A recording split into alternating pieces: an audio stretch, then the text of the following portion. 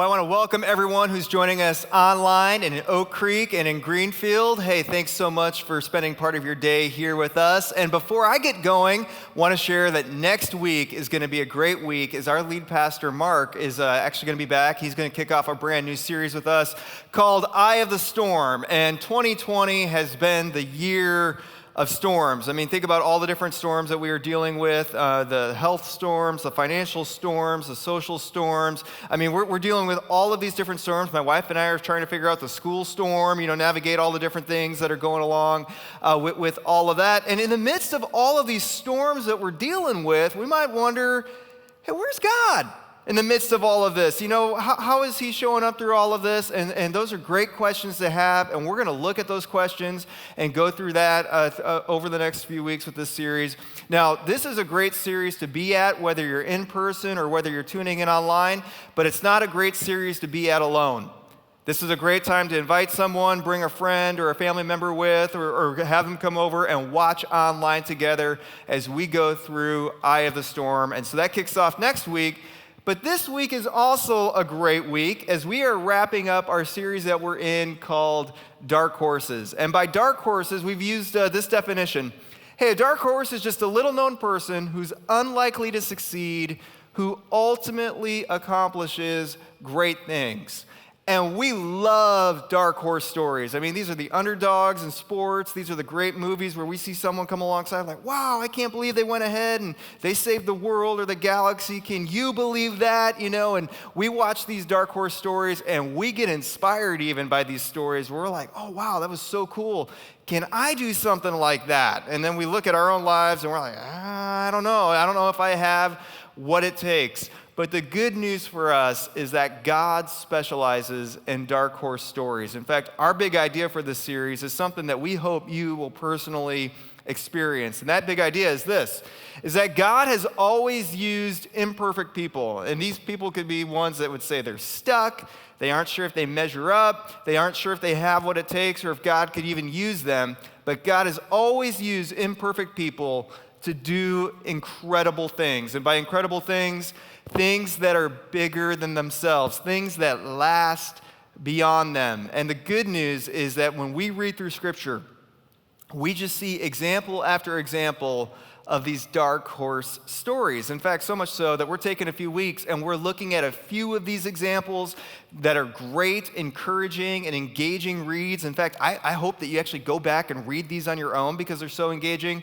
But they're not just engaging. I mean, these are stories that we can pull out principles from and apply them to our own situations so that we can experience our own dark horse stories as well. And so we got started by looking at Esther, and then we looked at Paul. And if you missed any of those, or if you're new with us, I want you to go to our YouTube channel and hit subscribe and check those out because those are there. But today, we are wrapping this up by looking at another dark horse story that's about this very unlikely hero. In fact, many don't know him, but he was used to do amazing and incredible things. And honestly, from this story, we get our starting point about how to start our dark horse story. And this is the dark horse story of a guy named Elisha. Now, Elisha comes to us from what we call the Old Testament times, which are the times before Jesus. In fact, Elisha's around several hundred years before Jesus. And this describes the ancient nation of Israel. And Israel had this unique relationship with God where God told them, hey, I'll be your God. If you follow me, we'll show the rest of the world what it's like to live in a relationship with God as long as you follow me. Well, during this time, they turned their back on God, and they're experiencing the consequences because of that. And so God raises up people that we call prophets, who are people who speak to God, and they call the nation of Israel to come back. And so this is the time that we're dealing with, and here is the prophet that God is using during this time. This is a guy named Elijah. Now, Elijah has his own dark horse story, but during this time, he is actually this rock star for God. He's known as this great celebrity, this great prophet who speaks for God. He's done all of these miracles, where these miracles were actually like a drought that he caused in the nation of Israel to get their attention to come back to God. He stood up against this evil king Ahab and his even more evil queen Jezebel. And so he's got this rock star status. But what we're about to see him do is something that is incredible, that is not about him at all. It's like this next generation leader handoff sort of thing with him and Elisha. Now, before we move on, I get it. Their names can be kind of confusing because they're so similar. And we might wonder, well, why are their names so much alike? And I think for me, that's like this reminder that the Bible is this real thing with real people and real stories. Because if I was making it up, I would use two completely different names, like Brett and Aaron. But we get Elijah and Elisha, that's what we got. And so this is where our story picks off, and here's how it begins. So Elijah went from there, and he found Elisha, son of Shaphat, the founder of Snapchat, just thousands of years before it. Elisha was plowing with 12 yoke of oxen, and he himself was driving the 12th pair. Now, I want you to notice what Elisha is doing. He's a farmer. And many of us, we're based in southeast Wisconsin. That's where our in-person physical locations are at. We're known as America's Dairyland. But I don't know how many of you have actually related with farmers. In fact, for me, I had the privilege of relating a lot with them because I grew up in a small town called Pearl City, Illinois, in northwest Illinois. It was a rural town, booming metropolis of 1,000 people. And so we were a farming community, and a lot of my friends were farmers. In fact, my grandparents and my father-in-law were dairy farmers, and so my wife literally grew up on a farm. And when I got to interact with farmers, one of the things I really appreciate about them is just how hardworking they are. I mean, they get up very early in the morning, they stay up late, and they have so much responsibility. All of the livestock, all of the crops, all of their machinery, all of the operations that are involved with running a farm. I mean, there's a lot involved with it. They're these great, amazing workers. But I don't know about you, I don't know of any celebrity farmers.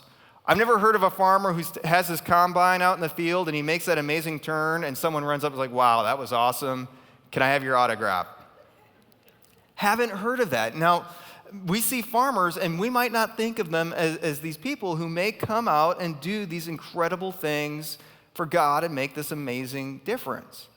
And so this is what Elisha is doing. He's this farmer. In fact, he's out plowing his fields right now. And he has all of these ox in front of him. He's driving them through the field. And for him, it's just another ordinary day. And I think for us, that's important to realize because we might read through the Bible and see all these miracles and hear all of these things. We're like, wow, why don't I see this stuff every day? Just like what we read about in the Bible. And it's important to realize that in the Bible, sometimes for the people in there, it really was just a Tuesday.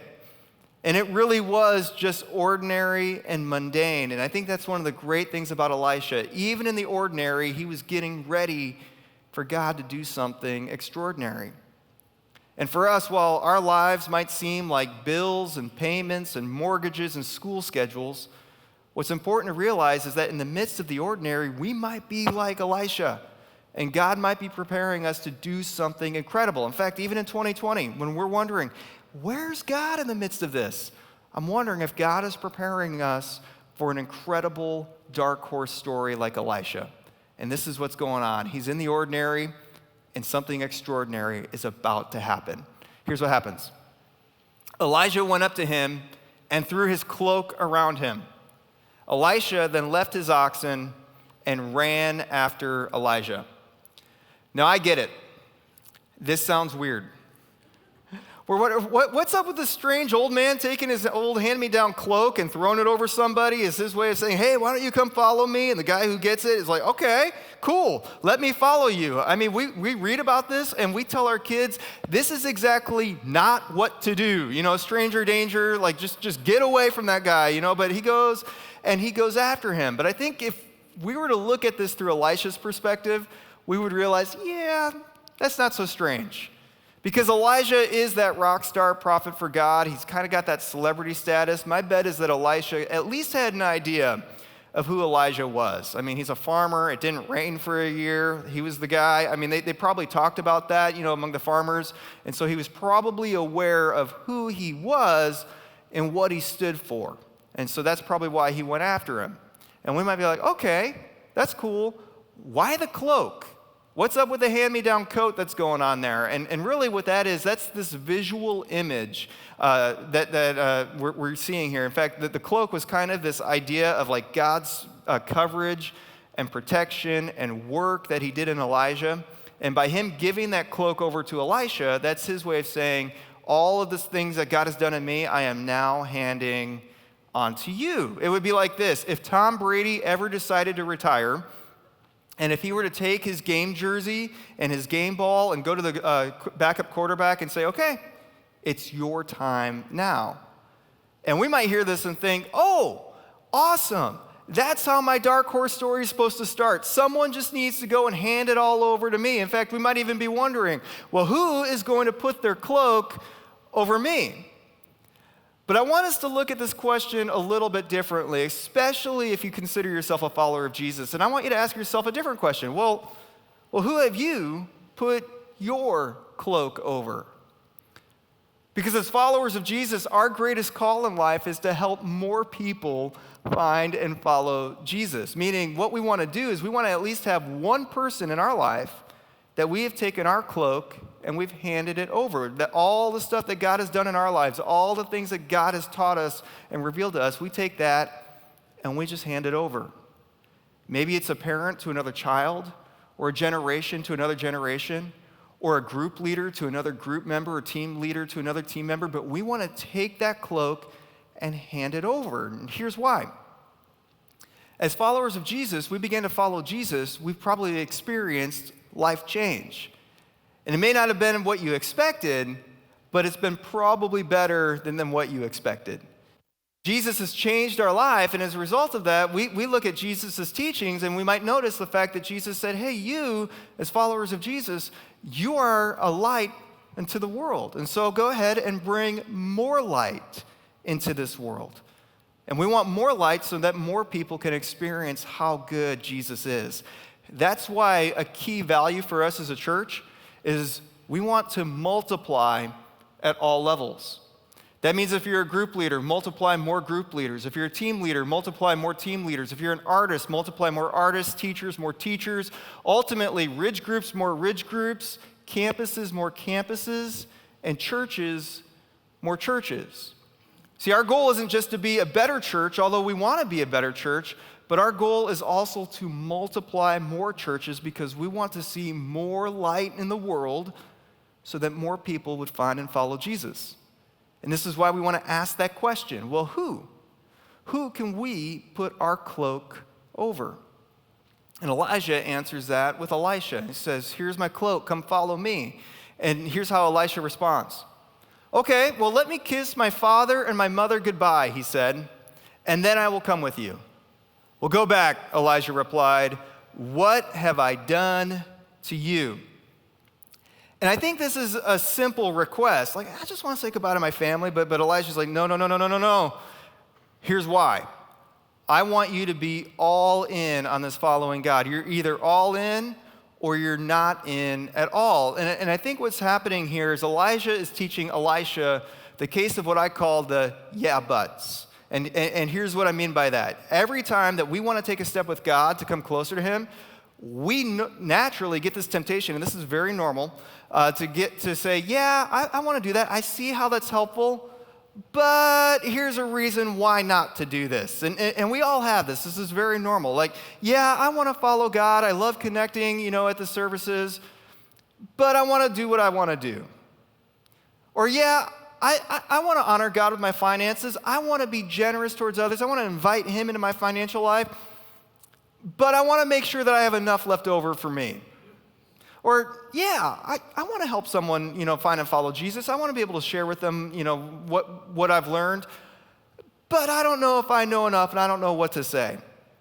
And we all have this with every single step that we take. We have a, yeah, I want to do this, but here's a reason not to. And what we want to do is we want to push past the but to take the step and experience the greatness of taking that step. And every step we take, we have a yeah, but. In fact, earlier this summer, my wife and I, we just kind of experienced some unexpected costs, to our house, just some emergencies that came up with. And so we're like, okay, dip into savings, take care of that, and it was just unexpected. We weren't planning for it, but we were thankful to be able to pay for that. And then later in the summer, I was invited to speak at this event. And this event, they said, hey, we're going to give you a financial gift just for coming and sharing with us. And I'm like, oh, wow, you don't have to do that, but thank you. And they planned to give me this gift. And the day of the event, it was a great event, they give me this gift. And I just felt this nudge from God that said, hey, I want you to take this gift and I want you to give it all away to this project that I heard about that is a really great project to help more people find and follow Jesus. And I felt that nudge from God, and I had that but, inside of me. I'm like, oh, God, what about replenishing the savings? What about planning, for this and all that? Like, no. With this gift, this is what I want you to do. And so we did it, but every step we take, it's a but. And so what Elijah is teaching Elisha, he's like, I want you to fully follow God faithfully, even if you don't know everything. And so Elisha hears this challenge, and then he left Elijah and he went back. He took his yoke of oxen and he slaughtered them. He burned the plowing equipment to cook the meat, and he gave it to the people, and they ate. And then he set out to follow Elijah and became his servant. When I was in high school and I had my first job and I went to go get another job, my dad gave me this advice. He said, hey, Tyler, you better not burn your bridges relationally with your previous job. And he told me that, and I realized that's probably pretty good advice. But when Elisha hears this, he looks back at his life. He's like, well, when it comes to following God, I'm responding to the call. I'm going all in. And so he goes and he completely destroys his farm way of life. He's like, I don't want anything to come back to. He's all in on this. And what we realize is when you commit to something, you either all the way commit, or if you're half committed, you're not really that committed at all. And so Elisha's like, okay, if I'm going to experience this dark horse story, I'm going to go all in on this. I'm going to push past my buts, and I'm just going to commit to following Elijah. And what we learn from him with this response is you don't have to know everything to be committed, but you do have to be committed. And I think most of us who've been married for some time, we get this idea because we look back when we got married and we realize we didn't know everything. In fact, I got married when I was 22 years old. I mean, talk about a guy who doesn't know a whole lot. I was just 22, and yet I made this commitment to my wife, Andrea, and I just said, okay, I'm going to love you like no other person. And I thought I knew her back then, but then you fast forward 13 years, and all the life that we've lived together, we moved, we have kids now, and I'd have to say, I know her so much better now than I did back then. But honestly, I love her now more than I did back then. And I am so glad that we just made that commitment 13 years ago to say, yeah, you know what? Let's be all in on this. Let's love each other like no other person in the world. And so this is the commitment that Elisha is making. He's like, I'm going all in on this. I am fully committing, even though I don't know everything. He pushes past his buts. He leaves his farm life behind, and he goes and he follows Elijah and God. But what he does next, I just find so intriguing and so interesting, because he doesn't go and sign up to be the rock star right away. Here's what he does first. He set out to follow Elijah, and he became his servant. He doesn't go and become this great prophet for God that does all of these miracles right away. He just goes and he commits to serving Elijah. And what we read is he doesn't do this for a few days or a few months or even a couple years, but he ended up serving him for over 10 years. In fact, we get a glimpse into how he served him. Several years after this, we see this other reading about Elisha. And here's what the author said. He said, but Jehoshaphat, this is the king of Israel back then, he's seeking wisdom from God. He asked, is there no prophet of the Lord here through whom we may inquire of the Lord? And an officer of the king of Israel answered, hey, there is one. And it's our guy Elisha. He used to pour water on the hands of Elijah. He left his life, his farm life. He pushed past all of his buts. He went all in on this thing to serve Elijah by being the Perel boy and sanitizing his hands for over 10 years. I want you to think about your life over the last 10 years and think about all the different changes that has happened. For me, I moved to Wisconsin. We started at the Ridge as a student pastor. It was just my wife and I. Now, the Ridge went from being a portable in a little high school to actually now being what we are today, to now my wife and I have 2 kids. One of them's 8 years old. I mean, there's been so much changes over the last 10 years for me, and I bet there's been a lot of changes for you over the last 10 years as well. And think about during that amount of time, this is what Elisha did. He followed Elijah, and he served him, and he kept serving, and he kept learning, and he kept following. And ultimately, he becomes this guy that we know becomes this great, great prophet for God, this great dark horse who does amazing things. In fact, what it's said about him is he does more amazing things than Elijah. But he started with serving. And from him, we get our starting point for when it comes to our dark horse story, that if you want to be a dark horse, if you want to be one of those imperfect people that God uses to do incredible things, here's your starting point. The starting point for your dark horse story is just by serving others. And our culture might tell us a couple other things. They might say, hey, you know what? You just got to work hard. You got to just never give up, learn, get the best education possible, just go after all of that. And while those things are important, what we learn from Elisha is, hey, no, if you really want to have this incredible story, if you really want to make this incredible difference on others, here's what you do. Here's where you start. You start with serving others. In fact, several hundred years after this, Jesus came along, and he underscored this idea when he had this conversation with his closest followers. He said, whoever wants to become great among you must be your servant. He's talking about this impact that we can make on others, and he said the same thing. Your starting point is to be a servant. In fact, he says, and whoever wants to be first must be your slave, just as the Son of Man did not come to be served, but to serve, and to give his life as a ransom for many. That even Jesus did this. To have the impact that Jesus had, he said, here's what I did. I went and I served others. The starting point for your dark horse story is to serve others. And so here's what I want for you.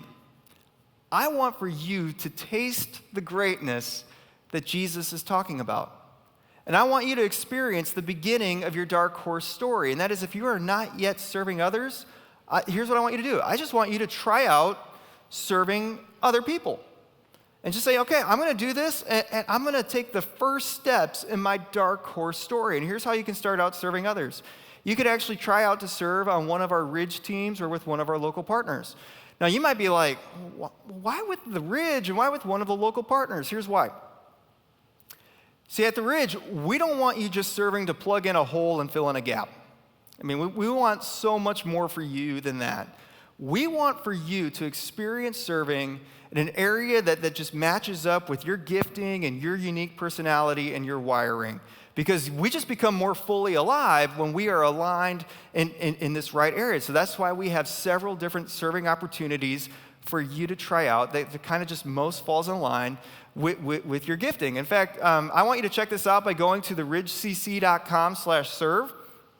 And if you go to this website, there's a link for a brief serving application that if you just click that button and fill that out, you just tell us a little bit about yourself, just give us some basic contact information so we can follow up with you. It won't take very long. And then you'll notice there are several options there that you can begin to say, okay, yeah, I want to try that out. So I want you to read through those options, and I want you to just pick one. Just pick one to start and just say, hey, you know what, I'm going to start with this. And I want you to pick the one that sounds the most interesting and the one that sounds most in line with your personality. And so if you like kids and students, you can pick the kids and students button and say, yeah, I want to try that out. If you don't like kids and students, don't pick the kids and students button, okay? No one wants you there, and you don't want to be there, if that's not you.